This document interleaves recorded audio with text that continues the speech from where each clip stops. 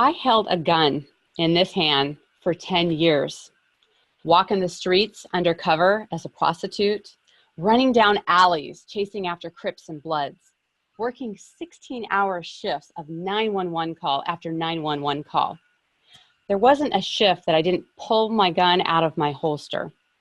Now, there was one assignment where it was actually pretty fun, where I was undercover and we were riding mountain bikes in suburban neighborhoods, chasing after what we called 10851s, which were stolen vehicles.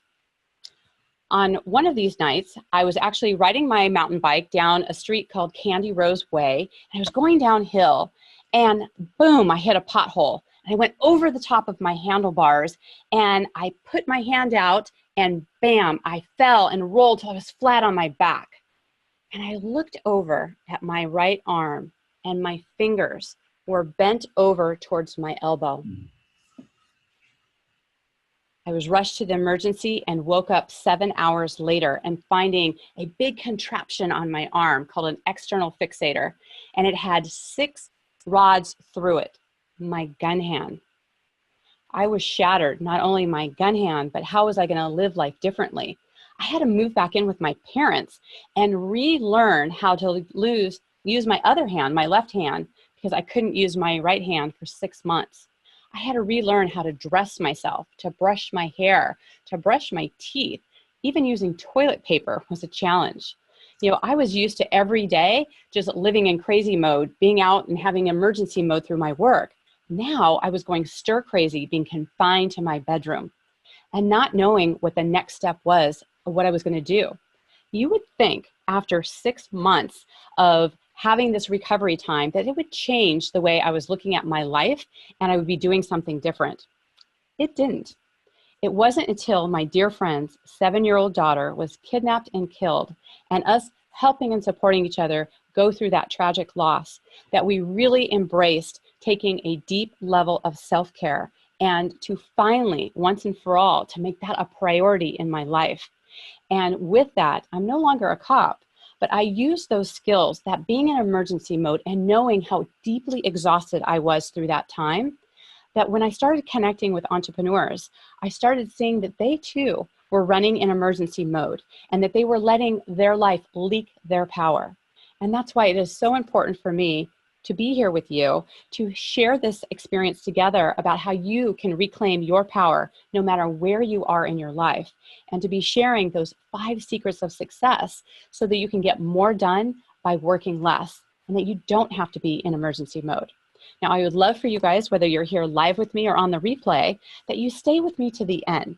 And I'm going to be making it worth your while because we're going to be having a raffle drawing, and it has a $750 value. You're not going to want to miss this. In fact, I'm going to give you a hint. There's something in there that's going to be part of an SOS. You're going to want to know what that is. So hang on with me to the end. This is going to be interactive. So don't just sit back or be in your car driving. Make sure that you pull over, grab a piece of paper and a pen. There's going to be notes that you're going to want to capture here because I want you to start looking at what are the things that are working really well for you and what are some of the things that you need to have some support in. So let's dive in. So let's look at, what are the things for you? What are, are you feeling overwhelmed? Are you feeling like you're not spending the time with the people that you want to spend time with? Are you feeling exhausted even on the days where you technically have a day off? Are you even having any days off? I remember days like that where it felt like even when I had time off, I wasn't feeling rested. So we want to look at what are the secrets, what are the things you can reclaim your power to actually start being intentional about your life. So I'm going to be using the word power to really move through an acronym that I use so that you can have some tangible things to take away from us being here, especially if you're feeling conflicted of spending time with the people that you love to be with, and if your self-care continues to get bumped for other people's priorities. So we want to make sure that you are taking control back into your life. And the first way that we're going to do that in the acronym of POWER is to look at the P in power, which is for being purposeful. purposeful is so important and a big part of this process. So I don't know where your day has been like today. I don't know what has been a flow for you, if it feels like today's been emergency mode, but a lot of times when you've got your day happening and then you come to something where you're interacting and you need to kind of catch up to yourself, we're going to do something called a brain dump. So I would love for you to get a piece of paper. If you don't have paper, you can always use notes on your phone. But this is a great way to be really purposeful and to start having awareness around what's working for you and what's not working for you. Because so many times when we're feeling overwhelmed is because we've got so much in our head that we are not able to be present and to be able to look at what are all the possibilities that we want to do. So what I'd love for you to do is we're going to take like even just a minute, because I want to show you how many things are actually in your head where you can actually start thinking about what are all the things spinning in your head. And you don't have to write full-on sentences, just write down 1 or 2 words that come up for you. So, if you start thinking right now, I'm going to talk a little bit as you're doing some of this, and you'll have this to reflect on also later if you don't have paper in front of you, to really start looking at, what are the calls that you need to make? What are the emails you need to make? What are the errands that you need to do, right? These are some of the things that swim in our head that, can sap our energy and take away our power because it's being drained by our mind thinking about so many things at once. So you want to be able to have awareness around what's happening, and you want to be purposeful in your life to be able to look at just the next step versus all the other steps that are happening around you. So when you use the brain dump exercise where you're actually looking at all the things that you're pouring out of your head, you can start seeing, are there just one thing that you're just thinking about over and over again and having an open loop, which can sap your power by doing that? Or you can have a bunch of things that you maybe forgot about and your brain is just trying to remind you of that. But you will instantly start feeling some, increased energy and some power when you get these things out of your head. So after you've done that, let's make a point of just taking even a deep breath, because that also clears you into looking at something differently. So let's just all do a deep breath together. So, right. So this is a good way to calm your nervous system down, to really start having awareness around what's happening or what you're doing, what you're choosing to do, and be more purposeful about what you decide to do. Start thinking about, are you doing things because you've intended it and you're being purposeful on it?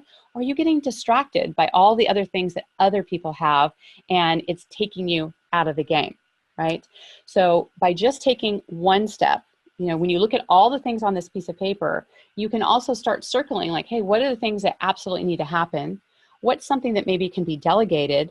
And then what is something that maybe you can just take off altogether? Maybe you felt guilty, like, oh, I thought I was going to do that, or I wanted to do that, but it doesn't inspire you and it actually doesn't move you forward in the goals that you have. You can give yourself permission to actually take those things off your list. So the P in power is purposeful. Once you be able to look at that and see what are the ways that you're being purposeful in your life and what does that look like for you. So the O in the power is for own it, right? In what ways are you owning your life, right? There's some things that we look at in terms of we think that life can just happen to us and it's just by default. And what happens is that when we are not owning our life, we let other people's agendas jump ahead of us and really make decisions for us. And we don't want to have that happen. We want to design our life. We actually want to be purposeful in what happens. So part of owning your life is choosing it and knowing that you are the asset in your life, especially if you have a business. You've got to take care of yourself, and you want to be able to utilize your values to really design that life in a way that reflects you. So one of the things you want to look at is your calendar is the one tool that people underutilize. They may have a lot of the things that they have to do in there. In fact, how many of you, and I'd love to see in some of the comments here, have so many things on your calendar that you have to do that you don't see necessarily what you get to do? So if you have a lot of have-tos on your calendar, I would love for you to put the number 2 in the chat box. To just see like what is happening for you guys. How many things are coming up for you that are more about the have to when you have more have-tos in your calendar and through your energy, then it can drain it because the energy of have to feels like a push, right? Versus pulling you into an experience. And we're going to talk more about that when we get to the letter E. But for now, as we're looking at owning what you're doing and designing, we want to make sure that you use your calendar, because your calendar is your mind in action. If you look at your calendar, that's a reflection of your life. Whatever's on there, that is how you're choosing to live your life. So if you say something like, you know, family is important to me, but they're not on your calendar, then how important really is it, right? If that's an aha for you, then I'd love for you to put an A in the chat box so that you can kind of see what is happening on your calendar, and is that a reflection of something you're designing in your life versus you're just by default where things are happening in other people's agendas. So I have an example of this where I had a client of mine, Maddie, who when I met him had a boat that he had for his retirement, and he'd only been on it a couple times when we were together, and he always talked about someday. Right? How many of you guys can relate to this? Well, someday after, you know, the kids graduate, or I get a promotion, or I get the next client, or I remodel the house, or there's just the next thing that starts happening, then, you know, then I'm going to start enjoying my life, and or as soon as I retire. Well, one of the things when we look at how we can actually design our life and how we own our life and we get to choose it, we can actually decide what that looks like. So I did an experiment with Maddie where we said that, you know what, if you were retired, what would your day look like? And he said, I'd love to be on my boat. I would love to go for, you know, a sail on that, but I just don't feel like I have any time. So we looked at re-looking at his calendar in a way that would reflect a life that he would actually love, where he had Fridays as a day that was like he was retired. And so every Friday he would wake up as if he was retired, without an alarm clock, no calls, no agenda. He would just get up when he woke up and felt rested, and then went straight out to the boat and was sailing all day. Now, what happened with that was he had some of his most brilliant ideas. He had such clarity on the water. He could come up with these great ideas so that even though he worked one day less in his business, he could really let himself dream and see what are the things that he wanted to do. So he actually felt inspired when he got back to his work. And so he got to feed his soul, own the life that he wanted to have. It wasn't something that was going to happen 5, 10, 20, 30 years when he retired. He was creating it now, and it had a positive, you know, side effect of actually impacting his business for the better. So we want to look at how we are designing our life that actually protects us in a way that allows us to live the life that we want to have. And we need to know that you are the asset. If you don't take care of yourself, if you don't restore yourself, and something happens to you, you know, many of us, our business wouldn't function well if we're not there. So you have to listen to your body and be able to heal it, and rejuvenation, and all the different things that allow us to own our life in a way so that we can show up in a more powerful way.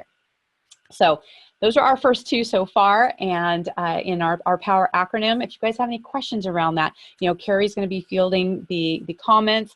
If anything's come up for you, if you have any personal examples around that, if there's any questions that you'd like me to answer around that, I would be happy to do that. Maybe some of the ways that you want to be able to design your life more, some of the awarenesses that you have. If you're noticing, particularly back with the P, within doing the brain dump, that you have, you're noticing certain things are not working for you. Another resource that we put in there, and Carrie, if you want to put this in the chat box here, about if you've not taken my life reset quiz, that is another tool that you can do to have deeper awareness. Because the more we're aware of what's happening in our mind, in our space, and our self-care, the more we can make shifts and changes. And, you know, sometimes people will take those several times so they can see what has shifted and what's changed, because awareness is always the first step to be able to shift and change what we're doing. So again, anything comes up for you guys in the question, then I'm happy to do that. So I hope you guys also, part of self-care, you have some water. So take a little sip here. Cheers. Okay, perfect. Okay, so let's continue in on our POWER acronym. So we did the P, which is purposeful, and the O, which is own it, and the W is wisdom. This is so important that you listen to your inner wisdom. How many times have you guys had this knowingness within you and you've overridden it, right? And something will happen and it'll go down a path, and then when you look back later, you're like, I knew it, right? We have so much inner wisdom within us, and so we need to be able to step back and look at, what do you really know within yourself? What is it that is that knowingness that happens? And I'd love for you guys to put in the comments, where do you feel your knowingness in your body? Is it something that you feel in your gut? Is it something you feel in your heart? Is it something you just kind of sense around you?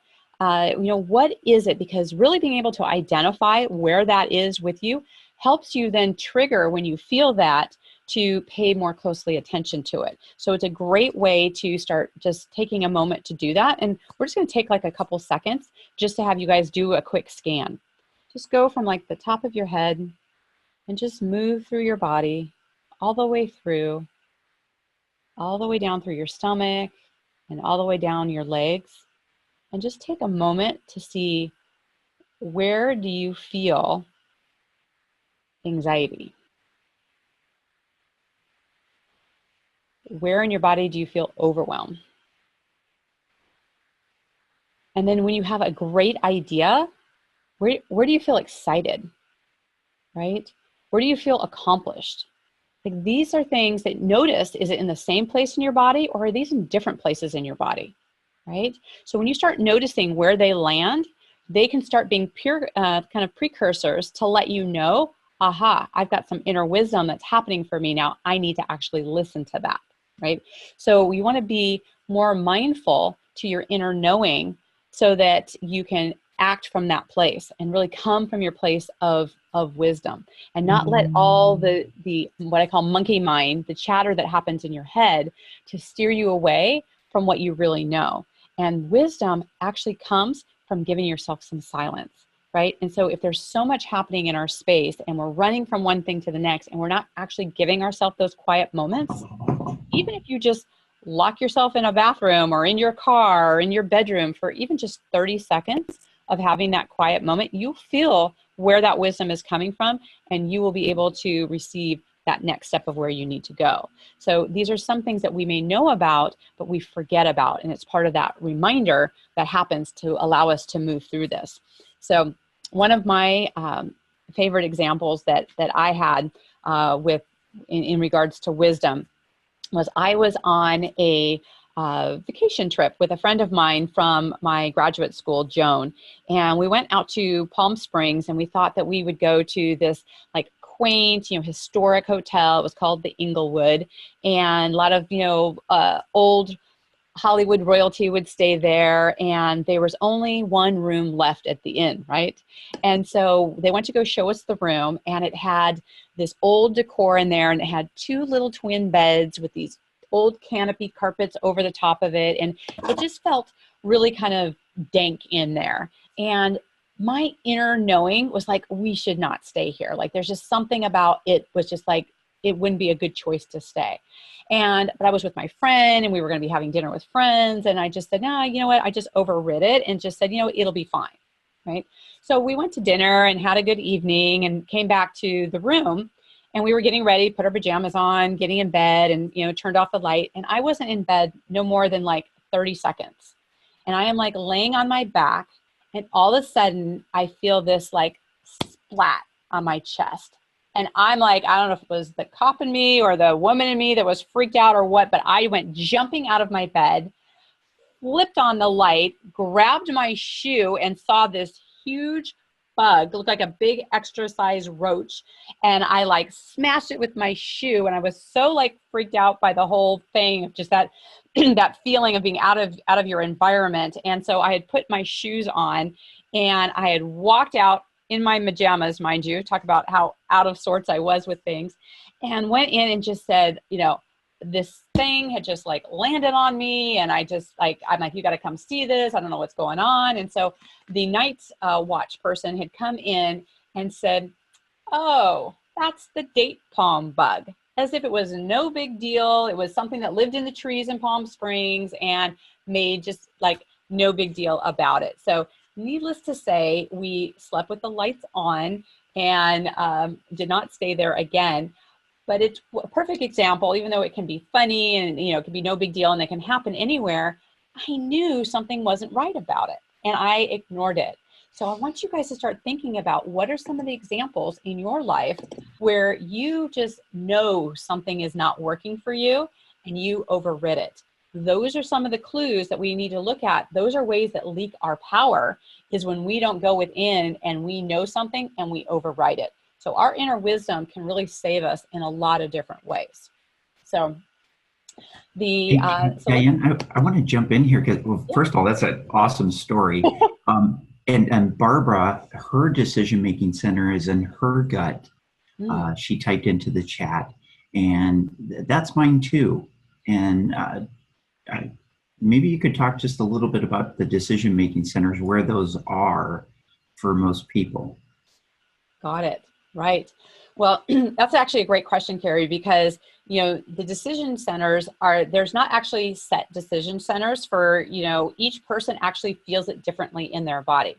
So we're very unique that way. Now, sometimes people will say, and this is just kind of a general rule of thumb, is that if you're having a not feel good experience or not feel good feeling, right? In fact, I was just recently at a talk with Dr. Joan Rosenberg, and she was talking about in some of her work that instead of saying a good feeling, bad feeling, because they're just feelings, right? They're things that just move through us.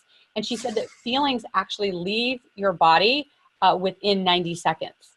And so it's great to know that even though you're feeling something and it may feel uncomfortable, it actually can move through really quickly when we allow that to happen. Now, part of what she was talking about was that if you're having a feeling that doesn't feel that good, it tends to be something that happens from like your waist down. So the not so good feelings tend to be like in your stomach, right? You may feel it in your legs. You know, it may be something that feels heavy, or it feels cold, maybe a sensation. It's that kind of feeling, and having some noticing that happens around that. Whereas on the other side, there may be people who have like feelings that feel good feelings, tend to have it above the waist, where it's in your heart, or, you know, it's something that is maybe in your chest, or it's something that maybe will be actually in your head. But it's something where you can kind of differentiate for yourself. Now, it doesn't mean that because you feel something good below your waist that, you know, you're doing it wrong. It's just how it registers. It's just important to know how your body reacts to these things, because our body is one of our best indicators of what's happening and senses, you know, what is happening around us. So to be able to really utilize that and access our inner wisdom by using our body as a tool, and to really, you know, check in with our emotions to really help us with this. Now, this is something that can be developed. It's not like you're born with it type thing, or you have the capability to be born with it. But what I'm saying is that sometimes your conditioning, your learning has us forget what we actually know. And so being able to really hone that is really important. So for instance, when I did like police work, you know, I was exposed to a lot of negative emotions, a lot of negative, you know, scenes and things that were really tough to see. So I tended to suppress my emotions so I wouldn't feel them, right? And you do that over time, it became more challenging for me to actually listen to my body and be in awareness of what's happening in the moment, right? So it's a learned skill like anything else, where when we start using it and we start paying attention to it, then you can make the difference and access that inner wisdom. So. Okay. And then one other question, you had mentioned the monkey mind. Can you just circle back around on that a little bit? Yes. Yeah, absolutely. So one of the things about the monkey mind is it's all the chatter. I call it monkey because of the chatter that happens in our head, right? I mean, our mind is meant to be a beautiful tool that reminds us of things, because it thinks that we're going to forget. So instead of telling us once, it tells us like, you know, 20, 100 million times over and over again. And it can even trigger headaches for people. It can make people feel anxious. It can make you feel a sense of overwhelm, because certain things are being triggered in our head over and over again, which is why we started this training with doing a brain dump, because a brain dump is a great way to quiet the monkey mind, to actually let it know, like, I hear you. Almost treat the monkey mind as a separate version of yourself, where you can say, I hear you.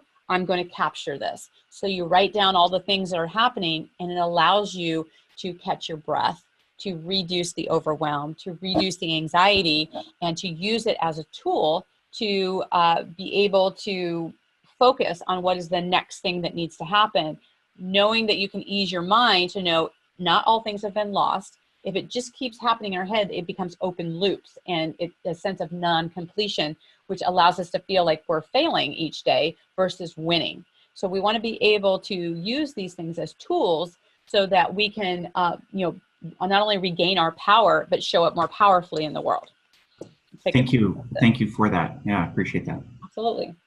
So we've gone into our, POW in the power, and now we're going to go into the E, which is for environment. Now, this is one of my favorite things to talk about because environment is greater than willpower. And what happens, and what's important to know about this, is so many times with willpower, we push through, we make things happen, and it's a forced type thing that happens when we use our willpower. And willpower tends to only get us so far, right? I mean, a perfect example is like you set a goal. I mean, how many of you guys have set a goal and you're going strong for the first 24 hours, maybe even the first couple weeks, and then it just goes away? New Year's resolutions are the perfect example. If you've had this experience where you've set a goal and you thought you were ready to go and make it happen, and it fell away, and maybe you even felt bad about it, but if you've had this experience where you've had goals just kind of fall away, I'd love for you to just kind of put in an emoji or put in me, like you've had this experience happen. I mean, and in me, I can put that in here for myself, that I've had that happen. And it's because I relied on willpower to push my way through something. And I love using the example of my cupcake story, because let's say that you have a goal, that you want to be more healthy, right? Maybe you want to lose weight, or you want to have more energy, more vitality, something to improve your health, right? And so let's say as part of that, you end up doing your regular grocery shopping, or you set this intention and say, okay, willpower, I'm going to, be good on my diet, or I'm going to exercise, or whatever it is that you say that you're going to do. But then you go to the grocery store doing the normal things that you do, and you see this, gorgeous, yummy looking 1,000-calorie cupcake that you have to have, but maybe you tell yourself, I'm buying it for my family, or maybe I'll just have a bite of it, but I'm not going to let it blow my diet, right? But I'm going to bring it home just because I think I might, want a bite of it. But you put it on your counter. And particularly if you're an entrepreneur and you work from home, you may walk past that cupcake several times throughout the day. And willpower might work and get you through the morning, and it might even get you through the afternoon. But there will come a point in your day that, or in that week, or whenever that time actually happens, where you either feel stressed enough or hungry enough, or there's nothing else to eat, that you're going to dive into that cupcake because it's in your environment. So it is so much more powerful to actually create an environment that actually, pulls you into the goals that you want, versus making it harder and feeling like you're pushing and pushing in order to get something done. Now, I always like to say, because people go, well, what, I can never have a cupcake or a treat, or I can't ever have that. No, that's not true. You just don't want to sleep with the enemy. You don't want to have something in your home that's going to tempt you, that doesn't allow you to fulfill on your goals. So you want to make sure that you don't have those things in your home, that if you do want to have a special treat, that you actually have to drive and go get it, or you're on vacation and you have it, or it's a special occasion where you go out and you enjoy it guilt-free, and then you come back and you've created this environment that supports you in your long-term goals, right? So along those same lines, this can apply to any room of your home. This could be like in your office, right? If you've got papers piled up and you've created an environment that doesn't inspire you, how are you going to create a business that's going to thrive? Or maybe it got you so far, but it's not going to get you to the next level because you can't find what you're looking for, right? So it's talking about creating the environments that actually provide the experience that you want to have happen. The same for your bedroom, right? Your bedroom, you want to have a sanctuary, a place where you can sleep, and it's a peaceful place. Well, if you have your computer in there, or you run your business out of your bedroom, you're going to have that energy that happens all the time, and you're never able to deeply rest. It's not an environment that lends that to you. So it's so important to really look at what are the things in your environment that can support you. So think about what is what is one thing in your life that you know is an environment that you need to shift? I'd love for you guys to put in a comment, like, you know, is it a particular room? Is it a mindset? Is it taking better care of yourself? What's one thing in your environment that you know that you need to shift? I'm gonna give you guys a second to put that in there. And one of the things that is also important to look at when it comes to your environment is that our behavior tends to change based on the environment as well. So think about this. So let's say that you are a mom and you also work at a business and you're a wife, right? When you're wearing these different roles, it sometimes seems like they all kind of blend together, but who you are when you walk in your home may be different than who you are when you walk into like a boardroom, or who you're being when you walk into like a school, you know, parent teacher meeting, right? So your behavior can shift and change based on your environment as well. So we want to create the environments that actually support who we want to be in the space.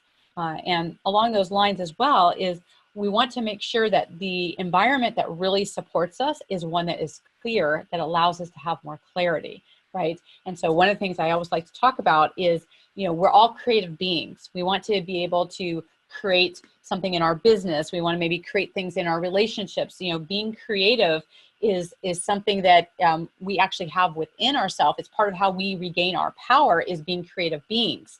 However, you know, creativity craves clarity. We cannot be creative if we have, you know, a lot of things around us. If our head has a lot of what I call emotional clutter in there, if we have a lot of clutter in our space, if we're not taking care of ourselves, these are all things that take away our clarity.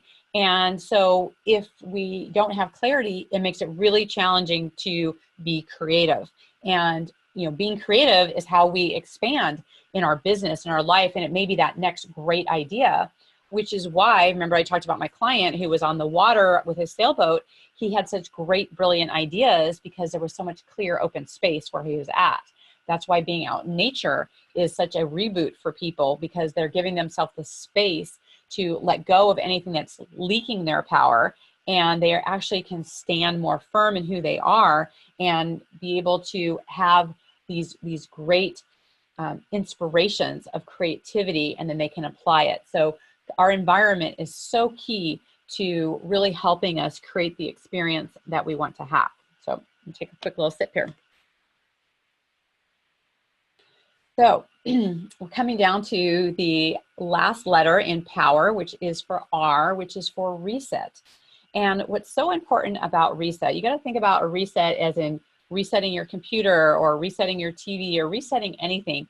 You actually have the control, the remote control of your own life, that you can hit the reset button at any time. So things can feel like out of control, and you can feel like things are sapping your energy, and you may be feeling overwhelmed, and you know, you maybe don't feel as confident. And there's something that when you can have some tools to be able to reset your life, you can do this in as little as 15 minutes. So it's so important to know that, you know, you don't necessarily need to have wholesale changes. It's little increments that make a big difference.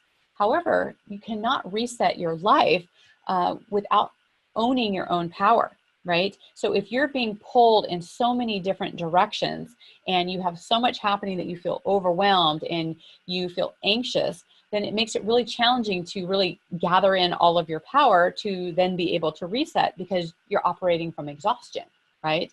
So reset is really one of the bigger foundation aspects of regaining your power and to reset your life, is by having the tools to be able to do that. So you have to be able to do something about it, right? You can't just say, well, I hope things would be different. It has to have the tools to actually be able to do that. And I'm going to be talking a little bit later about how you can have like some calls to really shore up your confidence so that you can clear out things in your space so that you can then reclaim your power and really step into being able to reset your life in a way that is maybe not going down the track that you want it to be, or maybe you're not moving as fast as you want to have, or things are out of sorts for you. So whether or not you realize it or not, you are in total control, and you know, to create the ideal life that you want, right? And I want to say that again, that you are in total, not only control, but you're in total power. to create the life that you want, right? And so many times we forget that because we have so many competing things that are happening outside of ourselves that we don't necessarily check in with ourselves that are we actually living the life that we want to have? And we don't necessarily think of all the different ways that our power is seeped from us, right? And some of this may actually be a blind spot for you. And this is where I want to help you to be able to see this, and hopefully through some of these exercises that we've done through here, that you've seen some of the areas that you maybe are leaking power and how you can really shore those things up. So I want you to be able to, and I want to help you be able to put into focus some of those things that you may have forgotten around that. So I want to do kind of a quick little recap on the power and how to kind of tie this all together for you. So the P for the purposeful, this is all about deciding, right? And the O for owning it is all about claiming, right? Claiming in how you want to live your life. And then the W for wisdom is all about knowing, right? And trusting that inner knowing that you have. So when you look at the totality of that and you link that into those first three things, the POW, I call it the POW, right? This is the things that you know. This could be where you're in your head. This is where you know what to do, but you still may not be doing it, right? And the POW part of it is that you can get knocked out with too much, right? Too much life, too much stuff, too many decisions, so many things that are happening that's where the overwhelm and the anxiety can happen. So even though you know these other parts here about designing your life and making decisions and doing the knowingness around this, I mean, you can Google a lot of things and go knowing a lot of things, right? But it doesn't mean that we're implementing it in our life. And that's where the second part, the ER, right? No coincidence, ER, emergency room. What kind of emergencies are you running in your life? Your environment is about creating your reality, right? And your reset is the ease and flow in your life, right? So it's one thing to know certain things, and another thing is to actually apply it into your life and to actually implement it in a way. And something I hear so much from you guys is that you know what to do, right? But you're just not doing it, right? It's that implementation part, that getting clear on what is the next step and how do you actually regain your power and have that confidence to live the life that you want to live in the way that you want to live it. One of the things I want to look at here, that there is an easier way, right? And I'm gonna take a quick little sip here because I want you guys to start kind of thinking about what that looks like for you. Whether you've written it down and put in the POWER to really look at the difference between what it is that you know versus what it is that you're actually implementing and shifting and changing in your life. Take a second on that. One of the things that we want to look at is that there is actually an easier way. I have a gift for you that I want everyone to have. It is my confidence activation session, because building your confidence and really looking at what is really happening for you, what's getting in the way, and what is an actual plan that supports you to actually shift the way things are going, to go into what you know, into implementation, to actually make those shifts and changes in your life that actually supports you. An example of this is like, how many of you guys have experienced where you have gotten some type of electronic and you've gotten an instruction manual, and you can read that instruction manual, cover to cover. However, there may be some nuances that are not in the manual that are kind of a quick fix way, or that's why you have a technician that comes in and can tell you, oh, yeah, this is the 20 pages here of things, but here's the quick fix to actually be able to get something done in a way that actually, supports you. I've created these spots so that you guys can have some clarity around this. So it's not just about having the information around the power, it's how does this apply to your life? And how do you make these shifts and changes of what you've been doing? Like, what are the specific things that have been leaking in your life and in your power? And so I've created 7 spaces to be able to do this, and I'm going to be giving them out on first come, first served basis. And so you'll want to grab your copy of this now. You can either go to my link where you've got dianehalfman.com/20-minute call, or you can also put in the chat, just call. Like, you want to grab one of those spaces, one of those spots, and have one of these calls, because on this call, we're going to look at what is it that you really want. You may have just been kind of living in your life about other people's wants and what they want for you, but you haven't really looked at what is it that you want. And that has been a way that has been leaking power out of you. We also want to look at what's in the way, right? I mean, it's one thing to want something, but what's in the way?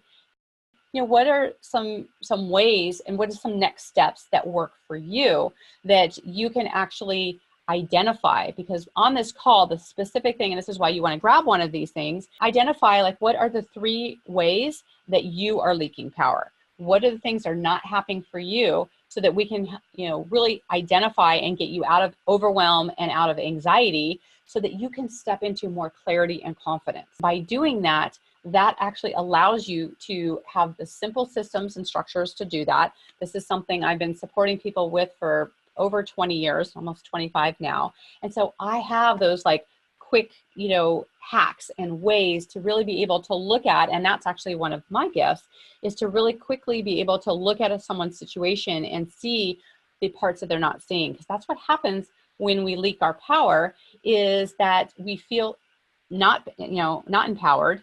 We feel a sense of confusion. We can feel a sense of overwhelm and anxiety, and we can't see. In fact, one of the quotes that I always love is like, when you're in the picture frame, you can't see the big picture, right? You're in it.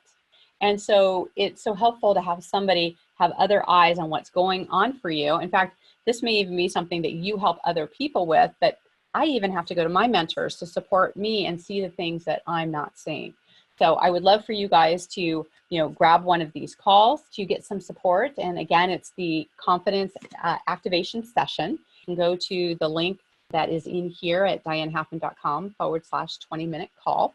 And I'd love for you guys to be here and to take one of those calls. Again, whether you're here live or you're here on the replay, if you have journeyed here to the end here with me, then I want to make sure that you get one of those calls. And I did not forget that we have our raffle. If you're at this point here, make sure that you put in the comments the number 30. That's a 30, the number 30, so that I know that you're here. The person that gets chosen out of that raffle is going to get a chance for a 30-minute, what I call my SOS call, which is Stop Overwhelm session. It's very specifically to stop whatever's happening in overwhelm, and some of the new tools that I've actually been implementing, not only in my life, but I've been newly trained on to really support you in stopping that. Because if you know that that's part of your daily experience, it's a really powerful call to be part of that.